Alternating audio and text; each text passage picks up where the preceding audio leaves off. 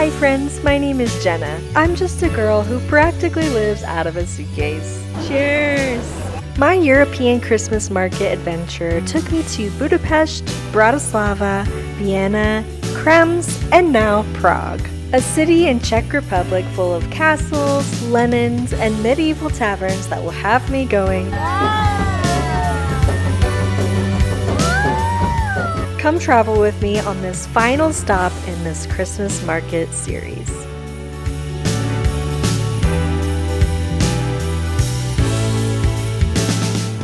We got into Prague in the evening and immediately jumped onto a train to head downtown. This was my first view of Prague, and I immediately knew that we were in such a cool place.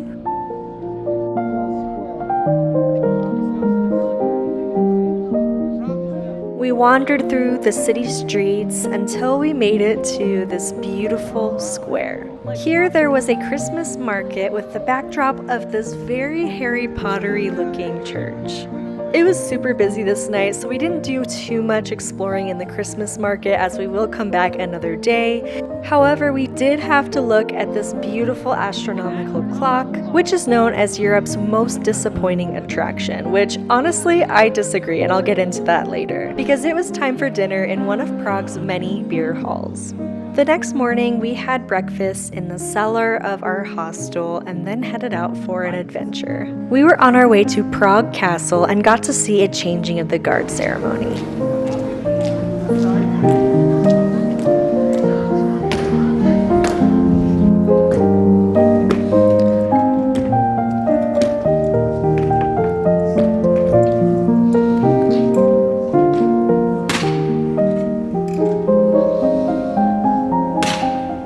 Inside the square are active parliament buildings, and it is just so breathtaking. Pretty much every corner of Prague is. But the main attraction is Prague Castle, probably one of the most breathtaking castles in the whole world. Our tour director had us look the opposite direction of the castle and walk around to the best viewpoint and then look, and I can't even tell you how many gasps I heard.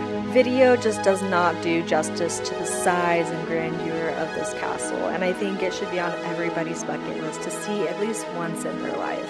If you look closely, you'll notice that there are multiple different styles of architecture in this castle, and that's because it took so long to create that they just kept changing the style.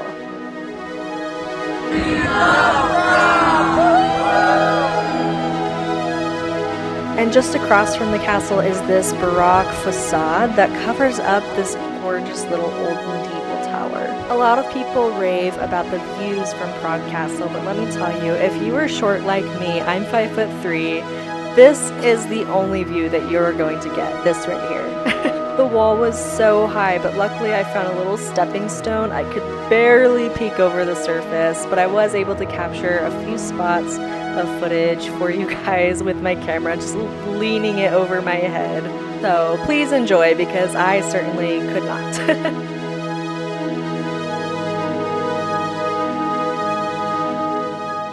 Next, we headed over to the Danube River. We saw a few boats passing by.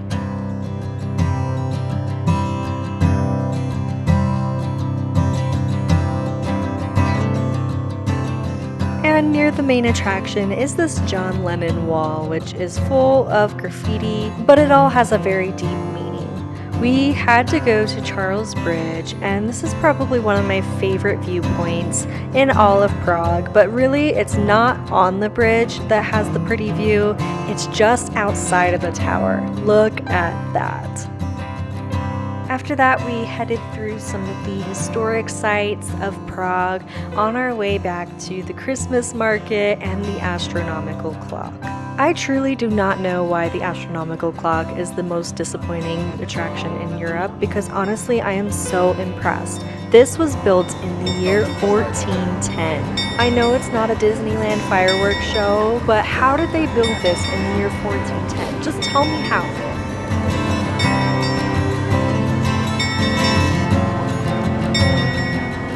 After the little clock show, we headed into the Christmas market, and this is probably one of my favorite Christmas markets. I know I say that to like all of them, but really it's just so cute. After all the Christmas markets I had been to that week, I was getting sick of fried food, but I found a crepe shop, and after standing in line forever, they did not take my form of payment, so I had to settle with this hot dog, and it was still so delicious. For dessert, I had this Nutella dumpling that was hot. It was so good. And then a small group of us took a walking tour through some of the lesser known areas of Prague, including this gorgeous garden. We spotted a few David Cerny statues throughout the city, and I encourage you to look into him because it's very interesting and mildly disturbing, but it has a huge message. Then we made our way to one of the other beautiful areas of Prague, and that is Winchester Square. We also went to a rather interesting museum. I'm not going to go into detail, but you're going to learn some things, let me tell you. Then we went to the Anonymous Bar, and I highly recommend doing this. You do have to have reservations. Each drink has a special experience, like you get a postcard to write to home. There was this cool like little color changing drink. There was a blood one. There was a photo Polaroid that they take of you. It was just a really cool experience.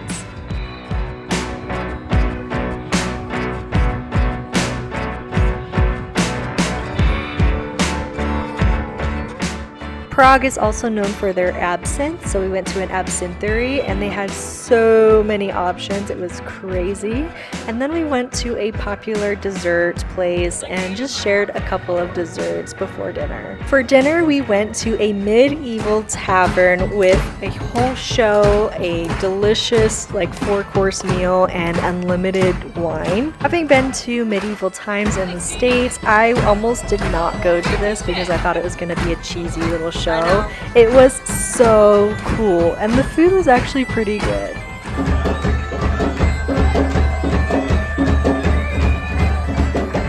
And I think what made it was the people around us because everybody got involved. It was just so much fun.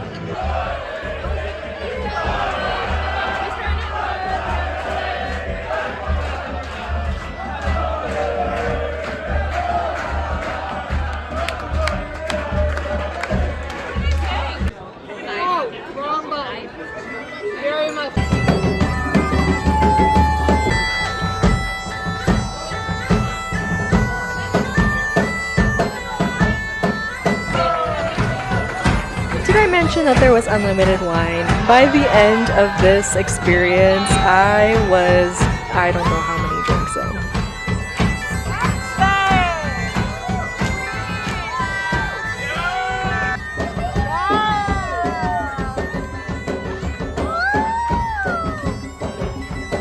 After that, we headed to the 6 Stories bar, and I don't remember anything for the rest of the night. I woke up the next afternoon definitely needing a coffee and a nice brisk walk. I went to Petrin Park and made the mistake of trying to climb this ridiculous hill. It's been a really hot minute since I've talked to you guys on the camera. Like I said in my first video, I'm on a group trip with EF Ultimate Break. Yeah, I knew I was going to travel in a group, but I did not expect to travel and really like the people I'm with and really have a lot of conversations, because that's not really who I am. I'm very much like a solo traveler type person. So it's interesting that I was able to form these bonds with people, and I really haven't had time to talk to you guys because I've just been chatting it up. I really have been making really great friends here. Seriously, I really recommend doing a group trip, especially if you want to travel but you're not sure about the places that you're traveling to, if you want to go by yourself or not. Right now I'm at Petrin Park by myself because everybody else is going up to Kunora, and I just wanted to stay in Prague for a little bit. So I'm walking up this serious incline and I'm so tired, but the view already is breathtaking, so I'll show you guys when I get to the top. I think I might be truly the biggest idiot sandwich of all time because I just walked up half of this hill and it was so hard, and then I realized that the funicular could have taken me all the way up from the beginning. I thought I was walking to the funicular. I didn't realize I was walking up the same path that it takes. if you ever go to Petrin Park, please just take the funicular. It's just such a better experience than trying to hike that hill. At the very top is this gorgeous little park with a lookout tower. I highly recommend doing. It is so worth the view. And I'm not sure what a lot of these buildings were, but it was really an interesting combination. Up at the top, there's just like all these random little castles and buildings and churches. And of course the tower costs like $10 and there's a really long line for it, so I'm gonna wait on that. View is otherwise blocked by these trees, so I can't really see anything until I get up in that tower. But I promise you, just from what I saw on the funicular, the view will be impressive. Walking up the tower is not for the weak. I got so dizzy and I had to take multiple breaks, but let me tell you again, the view is so worth it.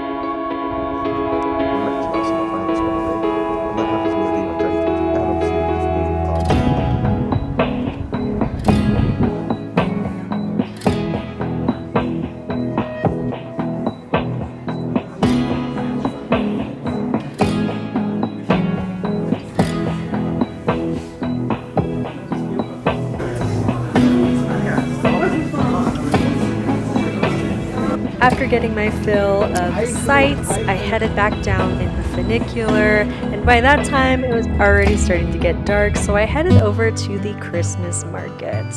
I was on the hunt for my final ornament for this vacation, and I actually had a pretty easy time finding one, surprisingly, and it was probably my favorite ornament of the whole trip.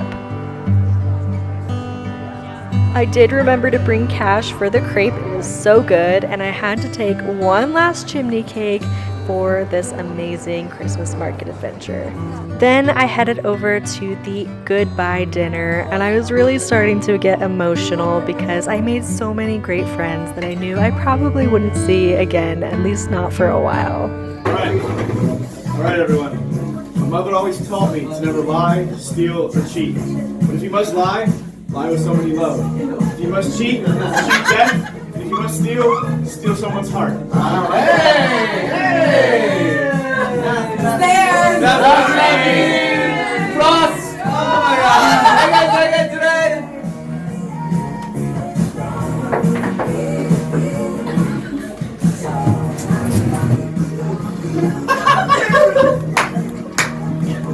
That was great.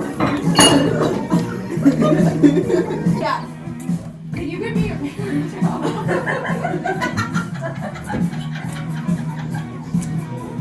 Thank you so much for watching my Christmas market series. Be sure to subscribe so you don't miss another series that is coming your way very soon. First full day in Puerto Rico, and we have